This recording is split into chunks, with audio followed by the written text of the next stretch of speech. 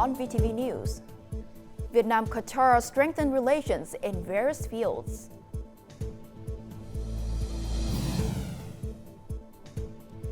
And exporters report optimism about year-end production export situation.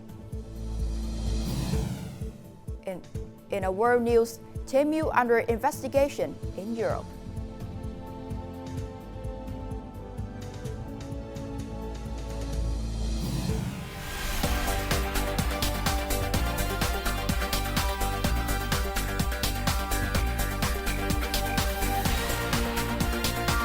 Broadcasting from Hanoi, the capital of Vietnam. VTV News starts right now. Good morning. It's currently 8 a.m. local time in Hanoi, and you're watching VTV News. I'm Phie, bringing you the latest updates. Now, on Friday morning, the National Assembly discussed differing opinions on the draft law on fire prevention, firefighting, and rescue. During the session, National Assembly deputies focused on refining regulations to ensure the safety of citizens and their property. National Assembly deputies appreciated that the drafting agency had thoroughly incorporated all feedback and proposed several elements to improve the draft law. Clause 2, Article 20, stipulates that residential homes combined with the production or trading of flammable or explosive goods must ensure that bedrooms are not located within the business area. I propose reconsidering this regulation. I strongly advocate for an amendment to Article 26 regarding water sources. Firefighting water sources should not be limited to specific hydrants or pipelines but should also include household water supplies. Implementing this in practice could immediately help address current infrastructure challenges. In Article 6, the regulation on rescue does not include procedures for handling false fire and rescue alarms. In practice, such incidents can waste significant time and resources. Therefore, I propose that the drafting committee consider adding procedures to address this issue and implementing strict penalties. The deputies also provided input on fire alarm communication systems and handling structures that do not meet fire safety standards. Now, on Friday, during the discussion on the investment policy for the National Target Program on Cultural Development for the 2025 to 2035 period, many National Assembly deputies stated that the program meets sufficient political, legal, scientific, and practical foundations. They also suggested the government review and identify resources needed to implement the cultural program to ensure its feasibility. More on the following. At the session, many deputies agreed with regulations on special mechanisms and policies for implementing the National Target Program on Cultural Development. They also raised opinions on the allocation of resources for the program. They believe that the allocation should be optimized, ensuring there are no delays in resource allocation once the investment policy is approved. For culture to become part of daily life, for it to enter each family and become a spiritual foundation and a source of intrinsic strength, specific objectives and tasks should be identified with appropriate resources. These should avoid overextension and be suitable to the cultural characteristics of each locality. Agencies should work closely with localities to carefully assess and consider when determining an appropriate level of funds, as each locality has different resource levels. Regarding the regulation on promoting digital transformation and the application of scientific and technological achievements in the cultural field, deputies noted that this is an important part of the program. They suggested balancing the allocation of resources across different fields and regions. I propose adding content that would provide a foundation for allocating resources, such as building and implementing 1 or 2 digital humanities projects to enhance awareness and apply information technology to the promotion of cultural heritage values. We should put the application of IT in cultural training and preservation. We should use digital technology to create digitized educational materials on ethnic cultures, storing cultural heritage, and sharing online lessons on traditional culture. Thanks to digital technology, learners can easily access and explore cultural values anytime and anywhere. The drafting agency will take the feedback into account. finalize the resolution and submit to the National Assembly for approvals. During his official visit to Qatar, Prime Minister Phie met with the Minister of Labor and the Chair of the Investment Authority and the Governor of the Central Bank of Qatar. He urged both countries' ministries to take decisive action to implement high-level agreements, stressing that what is said must be done, what is committed must be fulfilled, and what is done must yield tangible results. During a meeting with the Qatari Minister of Labor, Prime Minister Pham Minh Chinh proposed strengthening labor cooperation and swiftly negotiating a labor agreement. He encouraged support for training centers for Vietnamese workers before they start jobs in Qatar and planned to send the Minister of Labor, War Invalids, and Social Affairs to discuss cooperation details soon. The Qatari minister noted Qatar's high demand for foreign workers and expressed readiness to work with Vietnam, emphasizing the country's young and skilled labor force. He committed to expediting the labor agreement to facilitate the recruitment of more Vietnamese workers. Meeting with the chair of the Investment Authority and the governor of the Central Bank of Qatar, Prime Minister Pham Minh Chinh urged the fund to increase investments in Vietnam, focusing on strategic infrastructure projects such as highways, railways, seaports, airports, telecommunications, climate change infrastructure, digital transformation, healthcare, education, and renewable energy. He welcomed the Qatar Investment Fund's plan to send a delegation to Vietnam to explore key investment projects and encouraged collaboration with SCIC for consultation and policy advice. The chair of the investment fund and governor of the Central Bank of Qatar affirmed his readiness to expand investments in Vietnam, especially in the discussed areas. Now later in Doha, Prime Minister Phie Chinh met with the Qatari Minister of State for Energy Affairs and a delegation from the Qatari Businessmen Association. More to follow. During a meeting with the Qatari Minister of State for Energy Affairs and the CEO of Qatar Energy, the Prime Minister expressed hope that Qatar would support Vietnam in the energy sector by ensuring a regular supply of energy products, including crude oil, gas, and liquefied gas. He urged increased investment and collaboration with Vietnamese partners, particularly the oil and gas sector, to help Vietnam achieve self-sufficiency in gas-fired electricity production and to cooperate on projects in oil and gas exploration, offshore wind power, solar energy, and hydrogen. The Prime Minister also noted that Vietnam is amending the electricity law to reduce administrative intervention and enhance the autonomy of enterprises to facilitate foreign investment. The Qatari minister supported these proposals and stated he would soon visit Vietnam to discuss specific cooperation projects. During a meeting with the Qatar Business Association delegation, Prime Minister Pham Minh Chinh emphasized Vietnam's priority in attracting investment in sectors where Qatari businesses excel, such as oil and gas, energy, digital transformation, and artificial intelligence. He encouraged Qatari firms to invest in large-scale projects, support technology transfer, train human resources, and connect supply chains. The Vietnamese government is promoting strategic breakthroughs in institutions, human resources, and infrastructure to reduce costs and enhance product competitiveness, he added. The Prime Minister also suggested organizing a business forum between the two countries.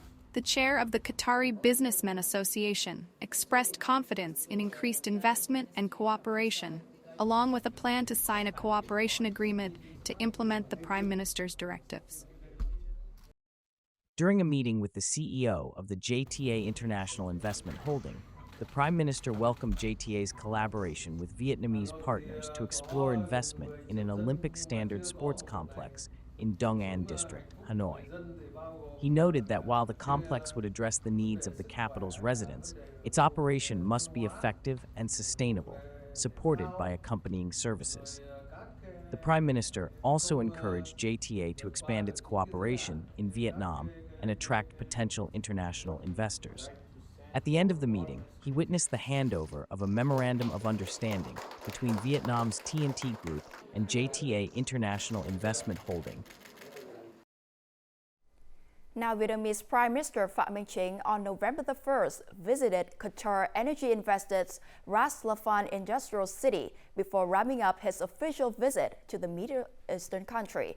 The industrial complex houses major oil refineries and gas processing facilities, with its enclosed artificial base spanning 4,500 hectares of water surface. Ras Laffan serves as Qatar's primarily liquefied gas production hub and the world's largest LNG export facility. Currently, there are 13 major corporations and companies in the gas sector operating within the complex. Along with industrial facilities, Ras Laffan features Qatar's top-quality infrastructure facilities, such as the Ras Laffan Emergency and Safety Training Center, a shipyard, and a hospital.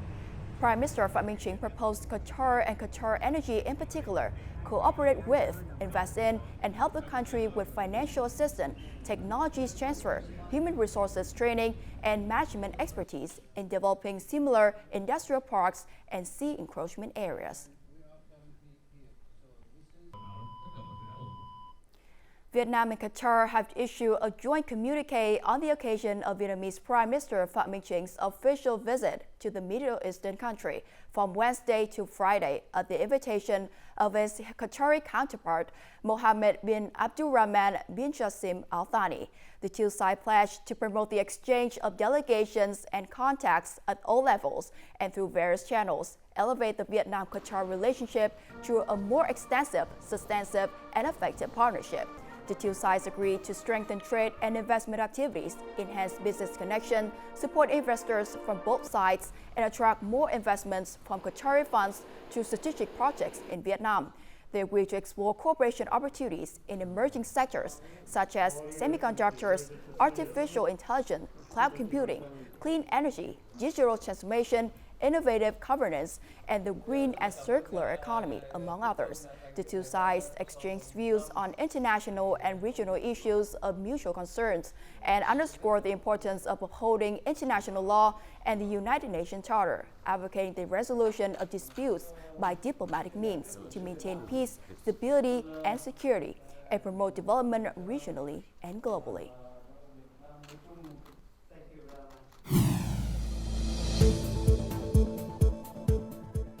Coming up next on VTV News, exporters report optimism about year-end production export situation.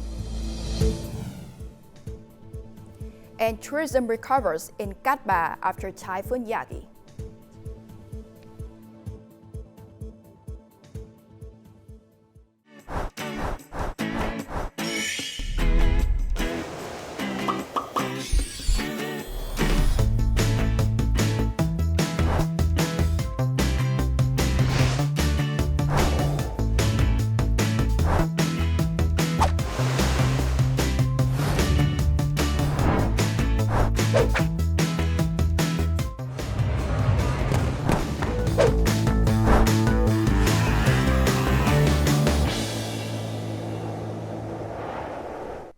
Welcome back to VTV News. The Vietnamese manufacturing sector in October started to recover from the effects of September's Typhoon Yagi, recording renewed increases in both output and new orders, according to S&P Global. Accordingly, Vietnam Manufacturing Purchasing Managers Index, or PMI, posted 51.2 in October, up from 47.3 in September. Central to the renewed strengthening of the sector's health were returns of growth of both output and new orders as the recovery from the typhoon commenced. Alongside the rise in total new business, new export orders also increased in October. That said, the rate of expansion was only marginal amid some reports of subdued international demand, S&P Global noted. Some companies are still suffering from the effects of the storm, however, limiting rates of expansion, so the market will see growth pick up as more manufacturers get backed up to full capacity towards the year's end.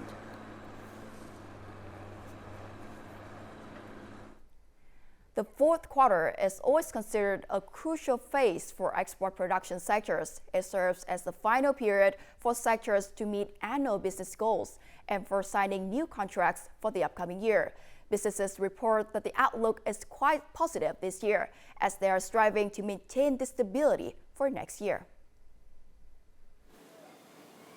This year's fourth quarter is regarded as the peak production period for export-oriented companies, particularly in the textile and footwear sectors.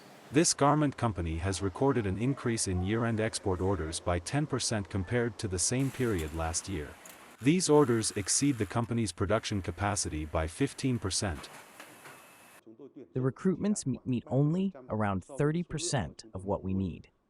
We focus on production and find ways to increase productivity with the current workforce to fulfill the volume of orders, which exceeds our capacity. While the situation looks good for the end of the year, the outlook for early next year remains uncertain for many businesses. Many customers are waiting until the end of November to finalize orders for the first quarter of next year. This situation stems from market demand in the U.S., especially in the last months of the year. The country has seen an increased demand for essential goods in preparation for the holidays and the year-end, as well as the need for importers and distributors to stockpile inventory. This is particularly important as the U.S. presidential election takes place in early November. Vietnamese products have the advantage of reasonable prices and guaranteed quality. Many major global brands are shifting to Vietnam for production orders. However, to fully capitalize on this trend, companies need to strengthen their internal capacity. We need to apply technology in management. We must switch to using automated equipment, which will not only improve labor quality but also stabilize product quality and increase productivity. This is currently a weakness of our companies. Next year, foreign markets will implement additional regulations on imported products. For instance, manufacturers will need to report their emissions. More broadly, products will need to ensure sustainability from the source in order to be exported. Now, in the final months of the year, the agricultural sector expects to reach an export milestone of 58 to 60 billion US dollar. The EU's decision to postpone the implementation of its anti-deforestation regulations offers a favorable opportunity for sectors like rubber, coffee, and wood to boost exports and have an extra 12 months to prepare for compliance. The delay is particularly beneficial for Bình Định, a province ranking 4th nationwide in wood and wood product export revenue. This company has secured orders from the European market through the second quarter of next year. However, the biggest challenge it's currently facing is managing orders once the deferred implementation period of the anti-deforestation regulations expires. Over 50% of businesses in Bình Định province export to Europe. However, in recent months, while there are still export orders for December, orders for January, February, March, and April next year face extreme challenges and risks. If certification is insufficient, European clients may be hesitant to accept the goods. Contracts have already been signed, so insufficient time for delivery could pose significant risks. The EU's traceability requirements for raw timber demand specific geographic information. Timber must include the precise location of its source, allowing the EU to verify if the harvested area has sustainable forest management certification or is involved in deforestation or forest degradation. Vietnam's timber supply chain presents a challenge due to its complexity, involving many small-scale households and traders. The current mechanisms for inspecting and monitoring transactions between these parties are insufficient, making traceability a significant hurdle. We have established a specialized team to offer guidance across the 3 regions, which are the north, central, and south of Vietnam. In each region, a pilot company will receive guidance from this team to meet EU deforestation regulations. Under the EU deforestation regulations, land use legality poses a challenge for smallholder farmers due to their often fragmented plots. To address this, a national forest database is crucial, along with streamlined land use practices for farmers.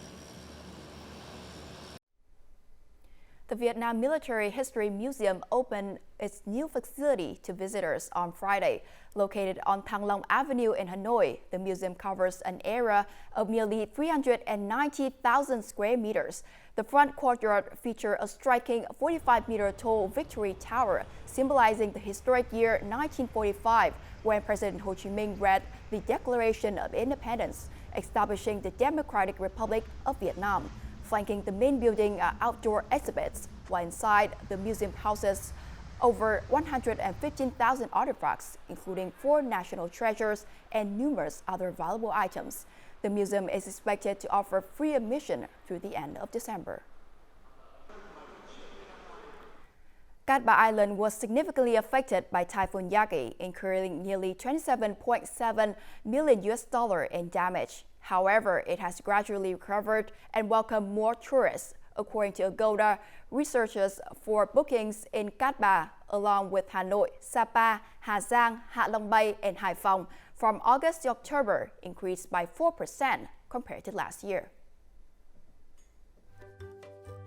Cat Ba National Park is a top destination for many tourists visiting Cat Ba. The park's trails and trekking routes have been cleared after the typhoon to welcome visitors. Its stunning natural scenery and unique, intact ecosystem continue to draw a number of international travelers. It was sad to see all of the broken trees from the typhoon, but I can imagine from our guides telling us about how it used to look, being overgrown all the way across, and it was a really, really nice trek across the island. Lan Ha Bay, known as one of the world's most beautiful bays, continues to be a favorite destination for tourists after the typhoon. The landscape and the nature is so beautiful. For me personally, I really don't know how it looked like before. We don't really see the difference. We met other tourists that came here after the typhoon, and they were all positive about the landscape. They didn't warn us about the effect of the typhoon, and this is why we really wanted to come here. They said that Along Bay was still really beautiful, and it's really, really beautiful. And we really enjoyed it, and typhoon or not typhoon, it's still really magical. Cycling through the fresh air and serene landscapes, along with fish pedicure, are popular activities for tourists. Accommodations, dining services, and cruises have fully restored their facilities and are operating at 100% capacity to cater to visitors this fall and winter. As of September 23rd, we welcomed our first groups of visitors after the typhoon. By October 5th, all services had been fully restored. We are now operating at full capacity. Data shows that Cat Ba Island welcomed more than 285,000 visitors in October, generating around $10.9 million USD in revenue from food and accommodation services. By the end of the month, the island's tourism industry had reached 90% of its visitor target for the year. Coming up next in our world news, Temu under investigation in Europe.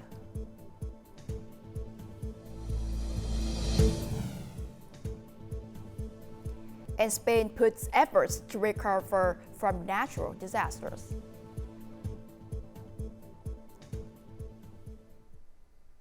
North Korea's Central News Agency, or KCNA, announced that the country successfully tested the Hwasong-19 intercontinental ballistic missile and has reached an irreversible status in developing nuclear weapon delivery systems. North Korean defense officials stated that the launch was intended to affirm the capability and reliability of their new strategic missile system and to establish a milestone in maintaining the nation's absolute superiority in military strength. Meanwhile, South Korea and Japan reported that North Korea's missile achieved its longest flight time to date, flew for 86 minutes, covered a distance of 1,000 kilometers, and reached an altitude of 7,000 kilometers. Japan warned that the ballistic missile could potentially exceed a range of 15,000 kilometers if launched on a standard trajectory. In response to the launch, several United Nations Security Council members have called for an emergency meeting on November the 4th.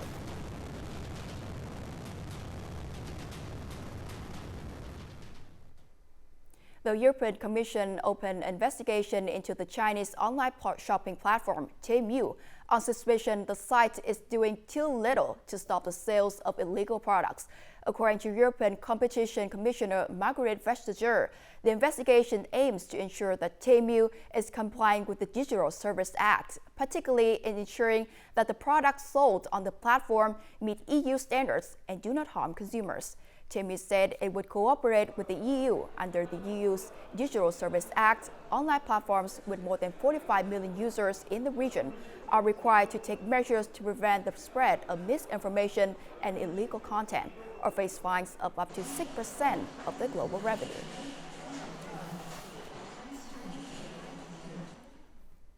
The latest report shows that at least 205 people have died from flash floods in eastern Spain. Rescue teams are still searching for dozens of missing people in what has become the worst storm-related disaster in Europe in more than 5 decades. The Valencia region was the hardest hit, suffering significant loss of life and property. The recorded rainfall, equivalent to a year's worth in a single day, caused severe flooding. Around 80 kilometers of roads in the eastern region have been heavily damaged or are impassable. According to Spanish authorities, it will take 2 to 3 weeks to restore high-speed rail connections between Valencia and the capital city of Madrid. Local authorities have urgently initiated research and recovery efforts. The Spanish government has established a crisis management agency, and 1,000 personnel have been mobilized to Valencia to assist with relief operations. Global wine production decreased by 10% last year, primarily due to harsh weather, as global warming affected grape quality. As climate change alters the ideal conditions for grape-growing regions, many producers are suffering losses. However, several wineries in China are determined to overcome these challenges through the application of advanced technology. At a laboratory in Beijing, hybrid purple and green grapes are being tested to withstand extreme climate conditions. Dai and his colleagues are carrying researches the role of specific genes in drought resistance. The lab can create around 20,000 new gene combinations through hybridization. In the past, this process was done manually, but now scientists use image recognition software integrated with artificial intelligence to record aspects such as color, shape, and size within seconds. It significantly reduces the time to identify grape varieties for the next cultivation cycle. Facing challenges of climate change, there has been a shift in thinking, even in Europe over the past 10 years. They have begun to cultivate hybrid grape varieties, as these are resistant to diseases and drought. And of course, they can maintain quite high quality. After laboratory testing, the new hybrid grape varieties are trialed in Ningxia, a major wine-producing region. This is also where temperatures in winter drop significantly. Grapes need to be continuously bred. The best genes from previous varieties, such as resistance to insects, diseases, cold, drought, and even salinity-alkalinity, can be inherited. I believe this is the ultimate goal of the breeding process. Several Chinese hybrid grape varieties have already been registered for use in wine production. These grapes can withstand temperatures as low as -20 degrees Celsius. They were developed by crossing cold-tolerant native grapes with European grape varieties that have superior flavors. Through high technology, China is making significant efforts to prepare its grape-growing and wine production industry for the impacts of climate change. And up next is the weather forecast.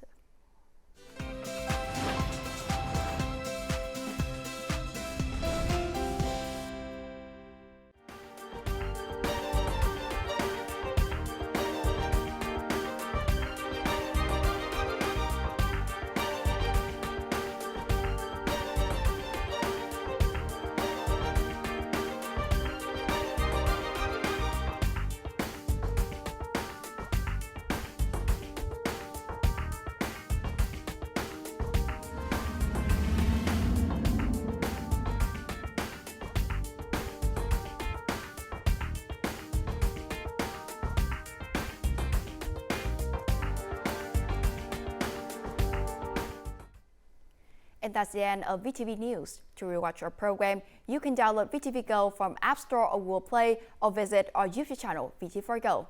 Thank you for watching, and we'll see you again at 3 p.m. local time.